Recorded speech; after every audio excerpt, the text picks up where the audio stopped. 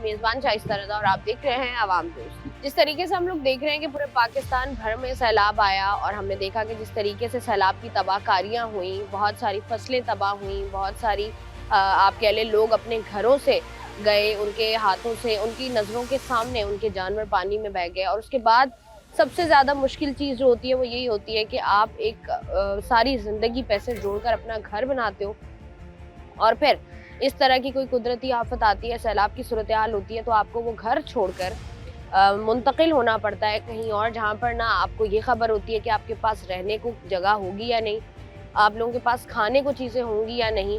सब कुछ आप अपने पीछे छोड़कर चले जाते हो, चाहे वो आपका सामान हो, चाहे आपके जानवर हो, चाहे आपकी ज़मीनें हो, वो सब कुछ आपको पीछे छोड़कर जाना पड़ता है। 2010 का सैलाब देखा हमने, 2022 का सैलाब देखा और अब पंजाब भर में जो सूरत हाल है वो भी आपके सामने है। मुख्तलिफ कैंप्स लगाए जाते हैं, मुख्तलिफ जो आप कह लें रिलीफ कैंप्स जिनको कहा जाता है, ताकि जितने भी सैलाब ज़दगान हैं उनकी मदद की जा सके।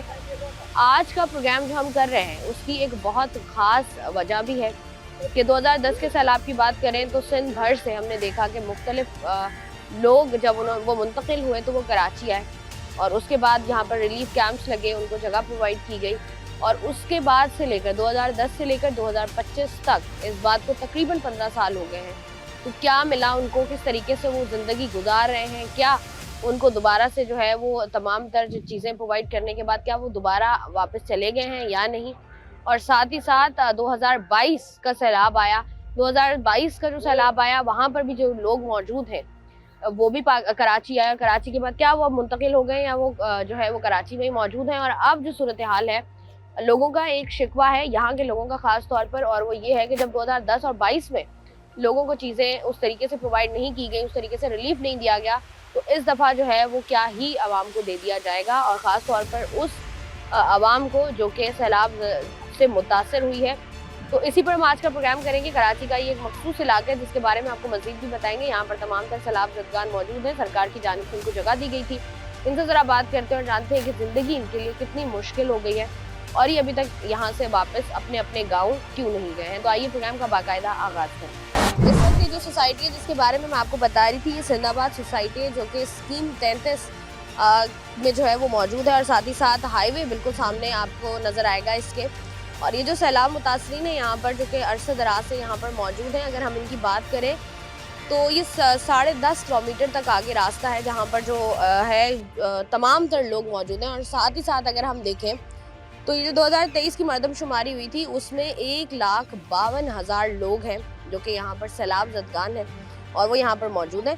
यहाँ पर जो इलाके के बड़े हैं ज़रा उनसे भी बात करते हैं कि वो इस सारी सूरत हाल पर क्या कहते हैं और क्या क्या मसाइल और परेशानियाँ जो हैं वो उनके साथ हो रही हैं यहाँ पर। अस्सलाम वालेकुम। वालेकुम सलाम बेटी, कैसे हैं आप? अल्लाह का फजल रब का एहसान है।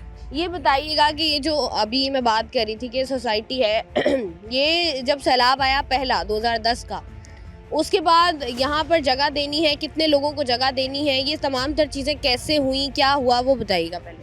बेटे ये 2010 का जो सैलाब हुआ था उसमें सिंध गवर्नमेंट ने ऐलान किया था कि आप कराची आओ, आप लोगों को रोज़गार और जगह और वगैरह वगैरह मिलेगी सहूलत। तो वाकई गवर्नमेंट ने तो सपोर्ट की कि जो गवर्नमेंट स्कूल थे, हॉस्पिटलें थी या कोई और जगहें जो भी वेलफेयर की उनकी अपनी थी, तो उसमें उन लोगों ने उन लोगों को बिठाया। लेकिन लोग इंतहाई ज़्यादा थे तो लोगों की ज़्यादती की वजह से फिर ये आबादी उन्होंने कायम की जुल्फ़िकार मिर्ज़ा साहब के टाइम पे। अच्छा, यहाँ पे हुआ, पहले हमें अंदाज़ा नहीं था कि ये कोई इतनी तादाद में लोग रह जाएंगे, लेकिन बदकिस्मती से सैलाब की शिद्दत थी जो सिंध के तमाम अजला के तबाही का सबब बनी और इससे पहले कभी भी पूरी सिंध के अंदर इतनी बड़ी तबाही नहीं हुई थी।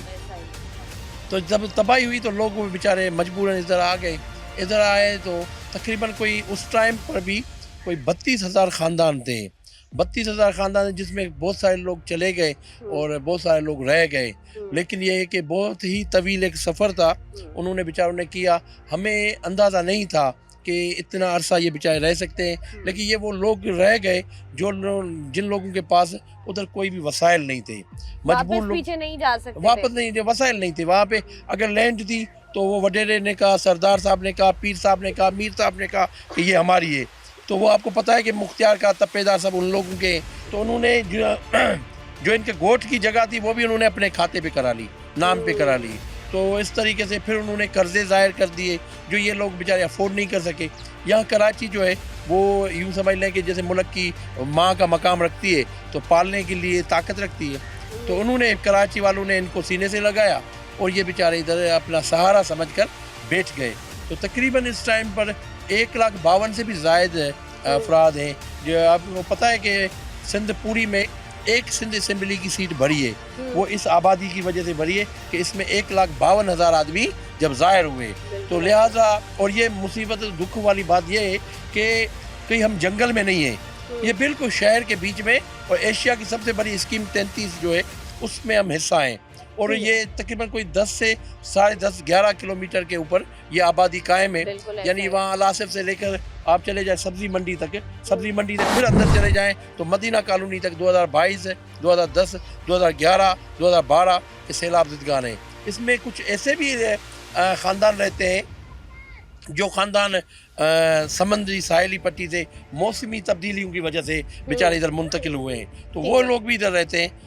जी जी, जैसे बता रहे हैं तमाम तर तफसीलात कि किस तरीके से अब आप ये देखें कि कितनी बड़ी तादाद है आवाम की जो कि मुंतकिल हुए मुख्तलिफ अजला से सिंध के, और उसके बाद यहाँ आके मुकीम हो गए। बहुत सारे मसाइल होते हैं क्योंकि हम जब भी बात करते हैं सिंध की तो हमें ये जो वडेरा कल्चर है ये बहुत ज़्यादा नज़र आता है, जिसकी कहानियाँ कभी हमें सुनाई तो नहीं जाती, लेकिन कभी कभार सोशल मीडिया के ज़रिए जब नज़र पड़ती है तो समझ आती है कि कौन कौन से मज़ालिम है जो वहाँ पर हो रहे होते हैं। जहाँ यहाँ पर जो लोग मौजूद हैं जो आए थे, ज़रा उनसे भी बात कर लेते हैं। अस्सलाम वालेकुम। वालेकुम सलाम। भाई क्या नाम है आपका? गुलाम रसूल।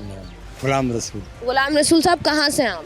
हम सिंध से ठट्टा से आए हुए। ठट्टा से आए जी हैं। हाँ। तो आप ये जो 2010 का सैलाब आया था उसमें? जी हाँ, 2010 में हम आए थे, पर हमारे जो ज़मीनें पीछे थी वडेरे जो के वजह से सब लोगों ने अपने नाम में करवा दी, पर हम जा से नहीं सके वापस। इधर हम झाड़ू पोछा लगा के फिर अपना पेट का गुजारा करें। अब जब आप यहाँ आए थे जी, तो जी। आपकी फैमिली में कितने लोग थे?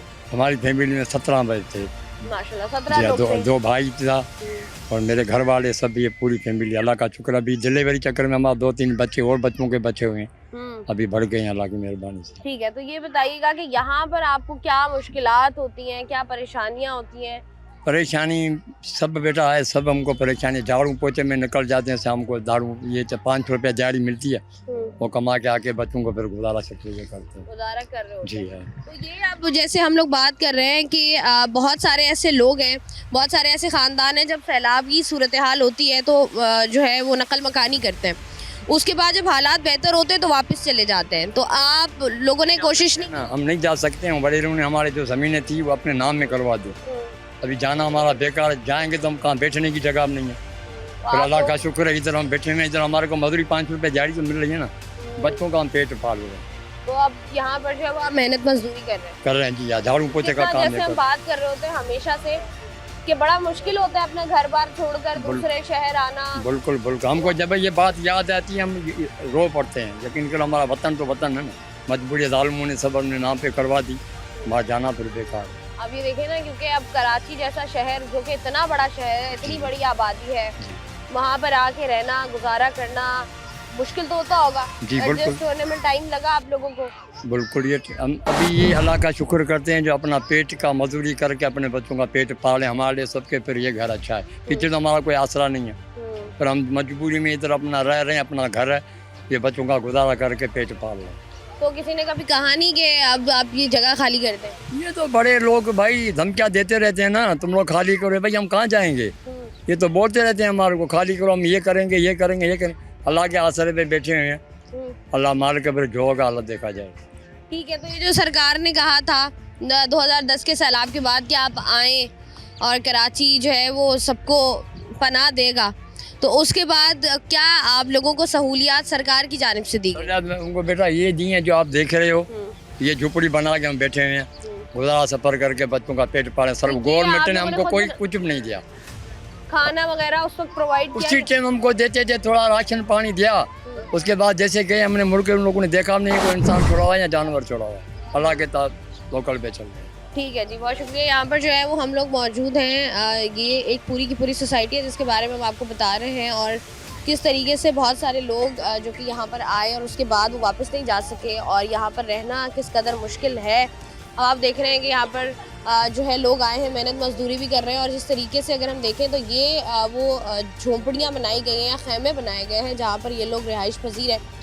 और नॉर्मली जब अब कराची में बारिश हुई थी हमने देखा था कि बड़े पैमाने पर जहाँ पर हमारी बड़ी बड़ी सड़कें, बड़ी बड़ी शाहराहें बह गई थी, हमारे बहुत सारे डिफेंस के इलाके ज़ेर-ए-आब आ गए थे। वहीं पर आप देखेंगे ये जो खैमे नुमा घर हैं, यहाँ पर जब बारिश हुई होगी तो सूरत हाल जो है वो किस हद तक ख़राब होगी और इनके लिए कितना मुश्किल हो गया होगा। प्रोग्राम में मज़ीद भी इस पर बात करते हैं, वक्त एक ब्रेक का, हमारे साथ रहिए।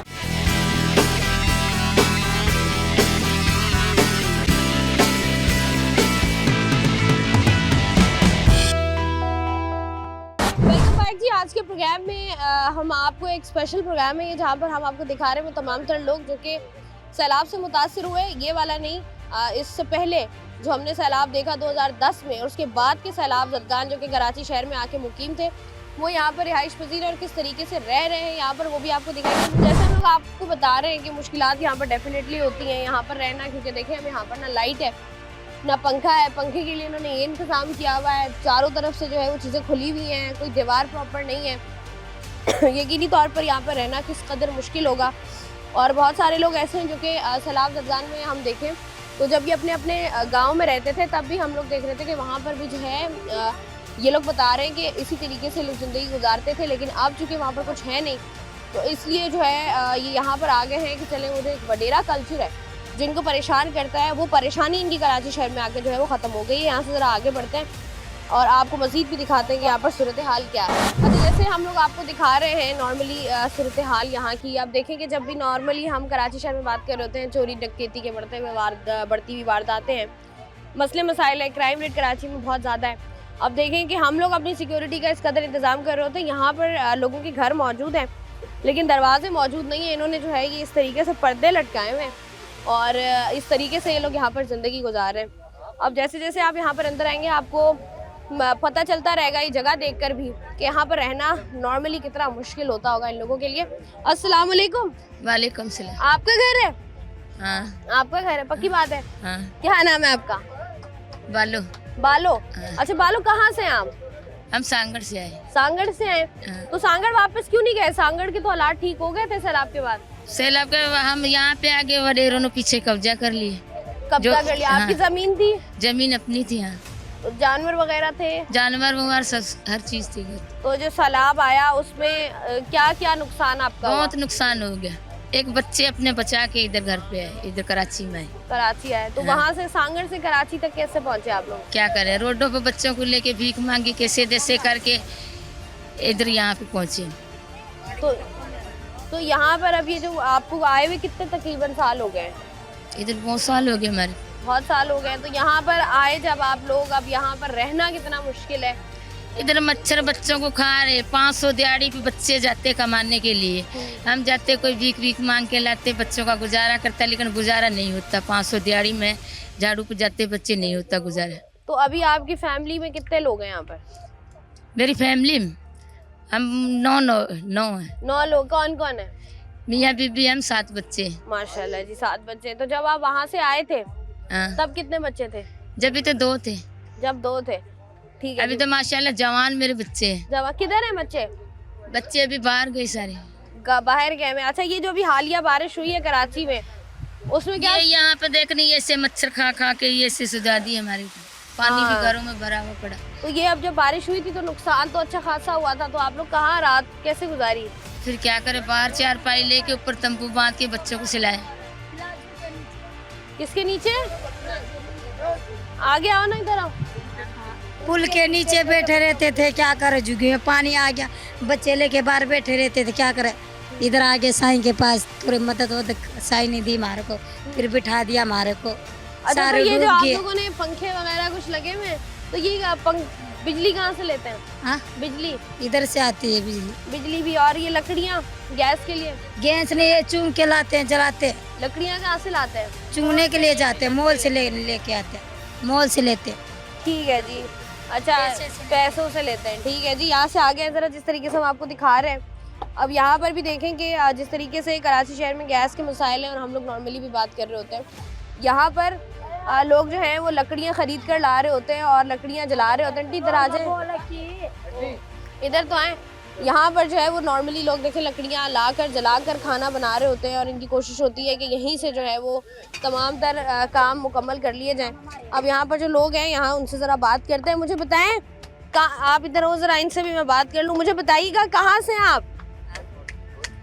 पन्ना अक्कल की। पन्नू आकिल से? हाँ। तो ये पन्नू आकिल से आए हो, वापस नहीं गए? नहीं गए, बस बरसात हो, उधर भी पानी आ गया गांव में, फिर उधर से भागा, इधर भी पानी आ गया। बच्चे लेके रोड पे हम सो रहे, अभी हम घर में बड़े। अभी घर में आए हो? हाँ। तो ये अभी लोग कहते हैं कि जब सैलाब के बाद सूरत हाल बेहतर होती है, पानी वानी निकल जाता है। निकल जाता, मच्छर मार को खा लिए, पता नहीं क्या क्या खा लिए। तो ये यहाँ पर आपने सोचा नहीं कि चलो पन्नू आकिल चले जाओ? उधर भी पानी हमारे सारा सारी हमारी जमीनें सारी छीन ली उधर। तो फिर कितनी जमीनें थी आपकी? हमारे बहुत थी, ऐसे 2-3 कमरे थे हमारे। तो वहाँ पर आप लोग क्या करते थे जमीनों पर? कोई काश्तकारी करते थे? फूक की बाड़ी नहीं होती है, वो फूकते थे हम। तो उसके बाद अब यहाँ पर आए हो तो यहाँ पर तो जिंदगी और मुश्किल नहीं लगती? क्या करें, झाड़ू वाड़ू मारते हम, झाड़ू वगैरह मार के जिंदगी जो है वो गुजार रहे होते हैं। ठीक है जी, यहाँ से ज़रा आगे बढ़ते हैं। और ऑब्वियसली कराची शहर में जिस तरीके से सूरत हाल होती है रात में, एक तो यहाँ पर धुआं बहुत है और दूसरा ये कि जिस तरीके से सूरत हाल होती है डेफिनेटली बड़ा मुश्किल हो जाता है। रात को आपने पंखे चलाए हों, एसी चलाए हों, उसके बावजूद भी जो है वो मक्खियाँ और मच्छर आपकी ज़िंदगी जो है वो कराची शहर में नहीं छोड़ते हैं। वहीं पर यहाँ पर जहाँ पंखा हो, जहाँ पर लाइट हो, तो वहाँ पर आप अंदाज़ा करें कि कितना मुश्किल जो है वो लोगों के लिए हो जाता है। यहाँ पर प्रोग्राम में मज़ीद भी बात करेंगे, वक्त एक छोटी सी ब्रेक का हमारे साथ रहिए।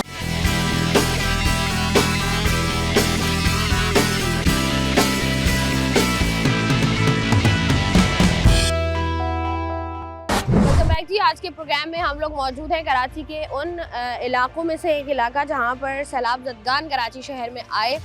उन्होंने यहाँ पर पनाह ली और पनाह लेने के बाद बहुत सारे मसाइल जन्म लिए कराची शहर में, और साथ ही साथ जिस तरीके से इन लोगों की मुश्किलात में इजाफा हुआ, क्योंकि यहाँ पर इतनी बड़ी तादाद है लोगों की और यहाँ से वापसी उन्होंने जो है वो अपना सफ़र इख्तियार नहीं किया, बल्कि वो यहीं पर मुकीम हैं और अपनी फैमिली के साथ यहाँ पर रह रहे हैं। और यहाँ पर जो भी उनको कामकाज मिल रहा है वो कामकाज करके अपनी रोज़मर्रा की ज़िंदगी को वो आगे बढ़ा रहे हैं।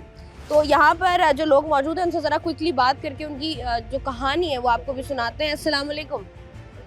वालेकुम सलाम। क्या नाम है आपका? सुमरी। सुमरी? हाँ। सुमरी कहाँ से हैं आप? हम बदिन, हमारी रियासत थी, हम बोर्ड में 2010 में आए थे। ये जिंदाबाद में बनाया गांव, मिला कुछ नहीं है अभी तक, जैसे है ऐसे की ऐसे जुगियाँ है। सिर्फ आते हैं मुँहे ये वीडियो वो बना के चले जाते हैं, देते कुछ नहीं है। यहाँ है गरीबती, वही गरीबती है। कभी देखो कांटों पे सोते हैं तो कभी देखो सड़क पे, यही हमारी हालात है। तो ये आप बदीन से आई हैं ना? हाँ, बदीन हमारी रियासत। तो बदीन में आप लोग जब रह रहे थे सैलाब आने से पहले, सैलाब में हमारी जो ज़मीनें थी वो भी वडेरे खा गए, हमारा जो मकान था वो भी खा गए, हम कहाँ जाए गरीब पे। तो आप लोगों ने सोचा नहीं कि सारे मिलकर चलते हैं, इतनी बड़ी तादाद में ख़ानदान है सारे, आप सब लोग जाके अगर बात करते हैं वडेरों से तो हो सकता है। कौन आजकल कौन मानता है? आजकल सब बेईमान लोग है, अच्छे खासे नहीं है, सब बेईमान है। आज तेरे से कोई 2 रुपया देखेगा, तेरे से छीन के खा जाएगा, तेरे को धक्का मारेगा। गरीब है, गरीब का कौन सुनेगा? ना सरकार सुनती है, ना वडेरा, ना अमीर, ना पीर, ना कोई नहीं सुनता है। कौन सुनने वाला है? अब यहाँ पर एक खुदा से सवा कोई नहीं सुनता है। ऐसा ही है, बिल्कुल ऐसा ही। अब आप यहाँ पर आई हैं तो आपके, जब आप आई थी कितने लोग थे, कौन कौन आया साथ? हमारी बहुत, ये सारे हमारे ही गांव वाले हैं सारे। तो आपकी अपनी फैमिली, अपने बच्चे? मेरे बच्चे 3-4 बच्चे थे, उसमें 2 इंतकाल हो गए। कैसे? और धमाके में और सिलेंडर जाते थे गुब्बारा बेचने के लिए, वो सिलेंडर फटा, उसमें दोनों बाप बेटा इंतकाल हो गया। पर बैठे विधवा बन के, एक बेटी है, उसके 2 बच्चे, वो पाल रही हूँ बस। नहीं तो ये कितना अभी जाती हूँ, उसको कम से कम 5 साल हो गए। कराची में ही हुआ है? हाँ, जब आप लोग वहाँ से आए थे तो आप लोगों ने यहाँ पर काम शुरू किया था। अभी हाँ। आपके कोई और बच्चे हैं? हाँ आपने कहा ना है 3-4 है, बच्चे है, कितने हैं अब? 3 बच्चे और तीनों बेटी हैं? एक बेटी है 2 बेटे हैं, 2 बेटे हैं। छोटे छोटे तो यहाँ पर अब आप क्या कर रही होती हैं? झाड़ू के काम पे जाते हैं, वो 500 रुपया कमा के लाते हैं, वो खाते हैं बस। 500 रुपया रोजाना का मिल रहा होता है आपको? ठीक है जी। अस्सलाम वालेकुम। वालेकुम सलाम। आपका नाम क्या है? लाला, लाला? शुरू से ही लाला नाम रखा है? शुरू से लाला लाला, ठीक है। तो ये आपकी बीबी है। बीवी है। क्या हुआ इनको? ये इसकी तबीयत सही नहीं है, जोड़ों में दर्द है, ना उठती है ना चलती है। आज 2 दिन हो गया। तो डॉक्टर वगैरह क्या नहीं लेकर के आप लोग? डॉक्टर के पास कहाँ लेके, पैसे होए तो लेके जाए। तो आप लोग कहाँ से आए हुए हैं? हम बदीन से आए हैं, बोर्ड मुसाफिर हैं, बदीन? 2010 में आए हुए हैं। तो ये बताइएगा कि बदीन से जब आप यहाँ आए हैं, जब जैसे मैं लोगों से बात कर रही हूँ कि आप लोग अपने अपने अपने शहरों या अपने अपने देहातों गांव में वापस क्यों नहीं गए? बोर्ड है सारा, ये सारा डूबा पड़ा है। हम अभी भी फोन 2010 कर से रहे अभी हैं। तक डूबा हुआ है। अभी वो सारा खेतों हमारा जल गई है, सारे जमीनें सारे डूब गई है। अभी ये अल्लाह के सहारे, साईं के सहारे पड़े हुए हैं। नहीं तो आप देखें कितने साल हो गए, 15 तकरीबन। तो आप लोगों ने कोशिश नहीं की कि यार अपने गोठ वापस जाते हैं, जरा दोबारा से कोशिश करते बस हैं? अभी साईं का आसरा मिल गया, अल्लाह का आसरा मिल गया, 2 वक्त की रोटी कमा के इधर पड़े हुए हैं। वो तो भी वहाँ पर अगर आप लोग होते थे, जब अपने अपने गांव में गोठों में होते थे, तो वहाँ पर आप लोग क्या कर रहे होते? अभी तो उधर जाते हैं, मच्छर काट रहे हैं, बीमार पड़ जा रहे हैं। अभी तो इधर ही बैठे हैं बस। नहीं तो आपके रिश्तेदार वगैरह? रिश्तेदार तो खानदान? है, तो रिश्तेदार वो है, वहाँ है वो उधर ही है, कुछ है उधर, कुछ मर गई है। कुछ मर गए। हाँ, तो ये जो वहाँ पर है उनसे मिलने जाते हैं आप? अब वो कौन है उधर मिलने, जो वालिद था वो भी मर गया, हम्म। कोई सनारी कार्ड घटा निकाल के नहीं दे रहा है। तो आप लोगों ने कोशिश नहीं की कि जाके जरा देखें वहाँ पर क्या सूरत हाल है, दोबारा से जरा जमीन पे, या जैसे आप लोग यहाँ पर भी तो आपने अभी आगे भी- शुरू से शुरू किया है ना? 2023 में किए थे, सारे डूबा हुआ है अभी तक। अभी तक हाँ, वो बैठने का अभी तक लायक नहीं है जमीन। तो आप लोग क्या कर रहे होते हैं यहाँ पर? अभी इधर जाते हैं, झाड़ू पे जाते हैं, मजदूरी करके खाते हैं, और यही कर रहे होते हैं? बस अभी क्या करें। ठीक है जी। यहाँ पर जैसे हम बात कर रहे हैं कि हर बंदा जो है वो परेशान हाल है। ऑब्वियसली एक तरफ जो है वो हम बात कर रहे होते हैं कि कराची के जो शहरी हैं वो किस तरह अजियत में ज़िंदगी गुजारें, और एक वो लोग हैं जो कि मजबूरी में कह लें, बेकसी में कह लें, यहाँ पर आए थे। और यहाँ पर आने के बाद अब तकरीबन उनको जितना अरसा हो गया, क्योंकि 2010 के सैलाब की हम बात कर रहे हैं, यहाँ पर वो लोग हैं जो 2010 के सैलाब में मौजूद थे। इसके बाद जो दोबारा सैलाब आया उसके जो मुतासरीन हैं वो भी यहाँ पर मौजूद हैं, और उनकी जो आबादी है वो थोड़ी सी यहाँ से आगे है। जैसे जैसे आप आगे बढ़ते जाएंगे आप देखते जाएंगे कि यही इनका घर है, यही इनकी ज़िंदगी है जो यहाँ पर गुजार रहे होते हैं। आप ये देखें, आपके ये वो लोग हैं जो कि अपने अपने घरों में, अपने अपने इलाकों में रहते थे और सुकून से जो है वो अपनी ज़िंदगी गुजारते थे। लेकिन अनफॉर्चुनेटली जिस तरीके से हालात तब्दील होते हैं, कुदरती आफात जो है वो आती हैं, तो वो ऑब्वियसली एक बड़ा नुकसान होता है। लेकिन उसके बाद से लेकर अब तक ये वापस नहीं गए, और इनका कहना यही है कि इनको जो है वो अभी तक रिलीफ नहीं मिला, और ना ही जो है वो हुकूमती सतह पर इनकी कोई मदद की गई है। और नॉर्मली जब हम देखते हैं तो बहुत सारी चीज़ें होती हैं जो दोनों, वो कहते हैं ना कि तस्वीर के 2 रुख होते हैं और दोनों पहलुओं पर बात करनी चाहिए। तो एक पहलू पर हम हमेशा बात करते हैं, जो दूसरा पहलू है इस पर भी ज़रा बात करके आपको दिखाते हैं कि यहाँ पर लोग किस तरीके से रह रहे हैं। अब आप ये देखेंगे, जिस तरीके से मैं आपको दिखा रही थी कि झोंपड़ियों में लोग रहने पर मजबूर है।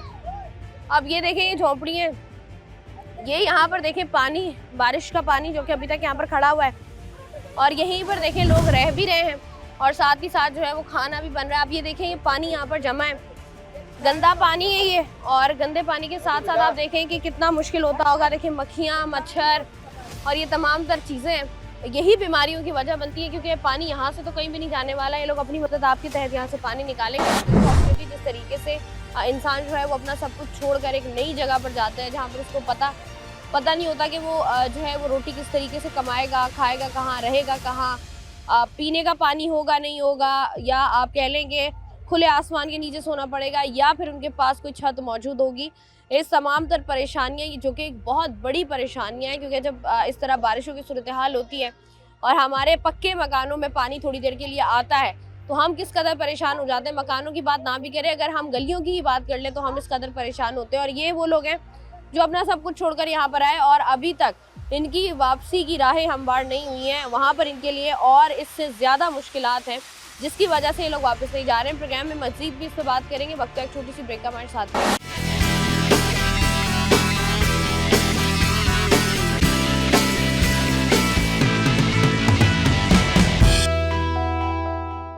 जिस तरीके से हम प्रोग्राम में बात कर रहे हैं, मुख्तलिफ अदवार गुजरे जहाँ पर पूरे सिंध में सैलाब आया और सिंध में सैलाब आने के बाद सिचुएशन ख़राब हुई। अब हालिया बारिशों की बात कर लें, जो इलाके ज़ेरे आब आए वहाँ से भी कुछ लोग यहाँ पर मुंतकिल हुए हैं इसी सोसाइटी में। उनसे ज़रा बात करते हैं जो कि इस होने वाली हालिया बारिशों के मुतासिरीन हैं। अस्सलाम वालेकुम। वालेकुम अस्सलाम। क्या नाम है आपका? मुबारक में। मुबारक। मुबारक साहब, कहाँ से आए हैं, कब आए हैं, कितने दिन हो गए हैं, क्या मुश्किलात हैं यहाँ पे? मैडम हम लोग आए हैं 2025 में उधर सुजावल से, तेलका जाती यूनियन गुलमान बालन से। तो ये अब बताइएगा कि यहाँ पर आप लोग आए, क्या मुश्किलात हुई हैं, यहाँ पर एडजस्ट होने में कितना टाइम लगा है? वहाँ जो ना बरसात बहुत पड़ी थी तो हमारा इलाका रुक गया। तो कुछ निकालने में कामयाब हुए हैं आप? कुछ जानवर या ऐसे ही बच्चे निकाल के इधर आ गए। सिर्फ बच्चे? कितने बच्चे हैं आपके? हमारे तो 7 बच्चे। 7 बच्चे हैं, माशाल्लाह जी। ठीक है, यहाँ से आगे बढ़ते हैं। अस्सलाम वालेकुम। वालेकुम सलाम। कैसे हैं आप? अल्हम्दुलिल्लाह। मुझे बताइएगा कि ये जो अभी हालिया बारिशें हुई हैं जिसने पाकिस्तान भर को मुतासिर किया है, आप लोगों को किस हद तक मुतासिर किया? आप लोगों को कब पता चला, कब आप लोगों ने घर खाली किए और यहाँ आए?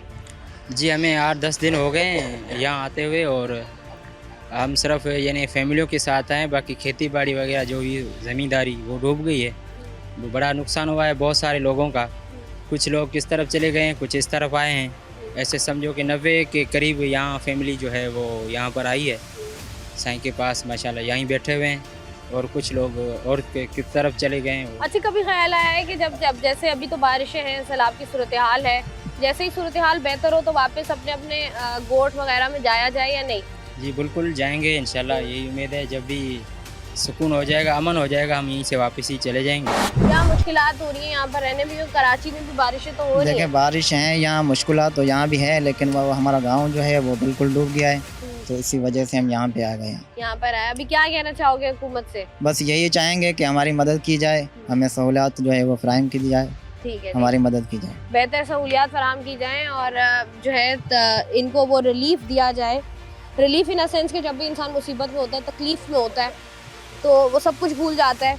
उसको जो है वो चंद चीज़ें चाहिए होती हैं और बड़ा ज़रूरी भी है कि उनको हुकूमती सतह पर कुछ चीज़ें प्रोवाइड की जा सकें, क्योंकि कुदरती आफात जब आती हैं तो नुकसानात होते हैं। यहाँ ज़रा मज़ीद आगे बढ़ के चंद और लोगों से बात करें। जैसा कि पूरी सोसाइटी हमने आपको दिखाई, मैं बात आपसे ये करी थी कि फ़र्रुख शाह साहब, इनसे ज़रा बात करते हैं। अस्सलाम वालेकुम। वालेकुम बेटी। क्या आप जिस तरीके से हमने प्रोग्राम के शुरू में आपसे पहले सोसाइटी के बारे में पूछा, अब यहाँ पर हम लोगों से बात कर रहे थे, लोग कह रहे हैं कि भाई हमारे तो पीर आप ही हैं, तो ये बताइएगा कि ये सारे लोगों को यहाँ लाना या ये आए, आप किस तरीके से इन लोगों से कनेक्ट हुए, वो बताइएगा जरा। अच्छा बेटे, ऐसा हुआ कि ये 2010 का जो सैलाब आया था, तो हम यहीं थे, कराची के लोग हैं। तो जब सैलाब आया तो हमने इसके इलाके की विज़िट की, यहाँ की भी और वहाँ पर भी। तो वहाँ के हालात बहुत ज़्यादा ख़राब थे, तो हमने कहा हम वहाँ पे नहीं पहुँच सकते, हम यहीं कराची में इनकी सपोर्ट करें जो कराची में आ रहे हैं गवर्नमेंट के कहने पर। तो लिहाजा फिर यहाँ पे हमने हाईवे के ऊपर एक कैंप लगाई। चंद हज़ार रुपये से हमने काम शुरू किया था।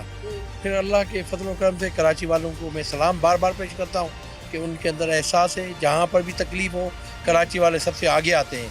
तो लिहाजा उन्होंने हमारी दिल खोल के मदद की और उनके आंखों में आंसू देखे, उनके अंदर दर्द देखा और महसूस करवाया कि वाकई इनके साथ उनको भी सख्त शिद्दत के साथ तकलीफ़ है। अब ये जैसे फरशा, आप सॉरी आपकी बात काट रही हूँ, जिस तरीके से आप बता रहे हैं, आप यहाँ पर लोग अमूमी तौर पे यही बात करते हैं, कराची वालों का ये शिकवा कह लें आप, वो कहते हैं कि ठीक है सैलाब ज़दगान बहुत बड़ी तादाद में आए, उसके बाद ये लोग वापस क्यों नहीं गए अभी तक? आपने जैसे इनकी यहाँ पर मदद की, पीछे जो ये बता रहे हैं वडेरों के मसाइल हैं या जागीरदाराना निज़ाम है, वहाँ पर जाकर आप लोगों ने इनके मसाइल को हल करने की कोशिश की ज़रा हुकूमती सतह पर, कि कोई बंदा उनसे बात करे ताकि जो है ये लोग अपने अपने घरों में जाके सुकून की ज़िंदगी गुजारें, जो कर्ज़े हैं, ये जो मसाइल हैं, इनकी ज़मीनों पर कब्ज़ा है, वो सारे मसाइल हल हो। देखिए बहुत ही ज़बरदस्त आपने बात की है। देख, कराची वाले बेचारों की ये शिकायत अपनी जगह बिल्कुल दुरुस्त है कि हम इधर आए थे मजबूरी के आलम में, लेकिन हम बैठ गए। बैठने की वजह यही है कि वहाँ पे हमें सुकून नहीं है, वडेरों शाही है, जागीरदारी निज़ाम है। तो आप देखें यहाँ पे जहाँ में इंटरनेशनल सिटी है, इसके अंदर जहाँ मैं बैठा हुआ हूँ, यहाँ पर मेरे ऊपर 22 से ज़्यादा इन्होंने केसेस दाखिल करवाए गवर्नमेंट ने, और मेरे ऊपर 780 लगाए। 200 राउंड मेरे कान के ऊपर रख के फिर फायर करते थे ताकि ये लोग यहाँ से मायूस हो जाए, इनसे हाथ निकाल दें। जब इस शहर के अंदर इतनी बड़ी ज़्यादती है तो जंगल तो उन लोगों का अपना है, वहाँ तो कोई भी बात करने की ताकत नहीं रखता। यहाँ तो फिर भी अल्हम्दुलिल्लाह नौजवान नस्ल हैं, पढ़े लिखे हैं, जो बड़ी उम्र के हैं, वो भी हमारे साथ एहसास रखते हैं, हमारी सपोर्ट कर रहे हैं। वहाँ पे वो सपोर्ट नहीं हो पाती।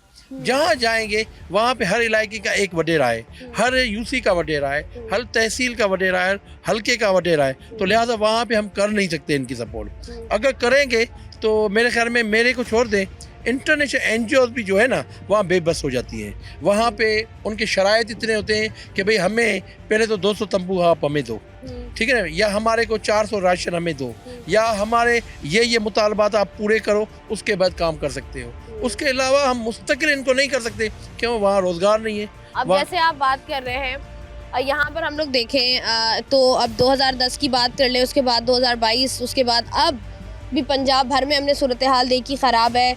सिंध में बहुत सारे इलाके ज़ेर-ए-आब आए। अब वो लोग जो थे वो कहाँ गए हैं? वो कराची आए हैं या नहीं, वो वहीं पर है? देखिए, इस टाइम पर मेरे पास जो कच्चे का इलाका डूबा है, क्योंकि ये पूरी सिंध के लोग रहते हैं मेरे पास, तमाम ज़िला के लोग रहते हैं, तो उनके जो रिश्तेदार इधर रहते हैं तो वो बेचारे भी आए हैं। तकरीबन मेरे ख्याल में इस टाइम पर आज तक कोई 90 से ज़ायद फैमिलीज़ आ चुकी है इसमें, जो अभी 2025 का मैं बता रहा हूँ, क्योंकि वो सैलाब जो है कच्चे के इलाके, कच्चे वाले लोग सारे बेचारे मुख्तलिफ जगहों पे जा रहे हैं, तो लिहाजा वो भी 90 से ज़ायद सिर्फ मेरी आबादी अंदर, सिंध आबाद सैलाब मुतादिर कैंप के अंदर ये बेचारे आकर इधर आबाद हुए हैं। तो लिहाजा मैं समझता हूँ कि एक मरतबा दोबारा पाकिस्तान पूरा, और पंजाब में तो गवर्नमेंट की बहुत अच्छी कुछ ना कुछ बेहतर है, लेकिन सिंध की जो आपको पता है, हम ज़्यादा अगर बोलेंगे तो हम नामालूम मकाम पे मुंतकिल हो जाएंगे। तो लिहाजा इतना समझते हैं कि इंतहाई ज़्यादा सख्त तकलीफ़ में, और हमारे पास कोई रास्ता नहीं है सिवाय कराची के कि हमारी ये पनाहगाह भी है, हमारे रोज़गार का ज़रिया भी है, और हम अपना घर भी समझते हैं।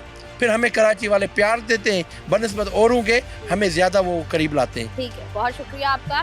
फरूख शाह साहब हमारे साथ मौजूद थे, जो कि बता रहे थे कि किस तरीके से ये सारा कारवां, ये सिलसिला शुरू हुआ, और कराची में जिस तरीके से आहिस्ता आहिस्ता लोग मुंतकिल हुए, और मुंतकिल होने के बाद अब वो यहाँ पर रिहाइश पजीर हैं, मुश्किलात में घिरे हुए हैं। हुकूमती सतह पर कह लें उस तरीके से मदद नहीं होती। लोगों का यही शिकवा है, यहाँ के जो लोग हैं उनके भी यही शिकवे और यही शिकायत हैं कि जो जागीरदाराना निज़ाम है उसको जो है वो ख़त्म किया जा सके, और जो इनकी मुश्किलात हैं उनको आसान किया जा सके, क्योंकि इस तरीके से खुले आसमान के नीचे ज़िंदगी गुजारना अपने बच्चों के साथ, अपनी फैमिलीज़ के साथ यकीनी तौर पर बड़ा मुश्किल होता है। जिस तरीके से क्लाइमेट चेंज हो रहा है, जिस तरीके से जो है वो सूरत हाल ख़राब हो रही है, आगे आने वाले दिनों में अगर सूरत हाल को नहीं बेहतर किया गया तो फिर इस तरह की जो कुदरती आफात हैं उनमें इजाफा होगा, ऐसा सब लोग कह रहे हैं। तो जब तक वो नहीं होता तब तक मेरे ख्याल से जो हमारे हाथ में है वो यही है कि इनको किसी न किसी तरीके से रिलीफ दिया जाए, हुकूमती सतह पर भी, और जो मैं और आप कर सकते हैं वो भी, ताकि लोग सुकून से अपने घरों में जाएं और घरों में जाकर एक अच्छी बेहतर ज़िंदगी गुजारें। मैं हूँ आपकी मेज़बान शाइस्ता रज़ा। प्रोग्राम से मुझे दें इजाज़त, अपना रखिएगा ख्याल। अल्लाह हाफ़िज़।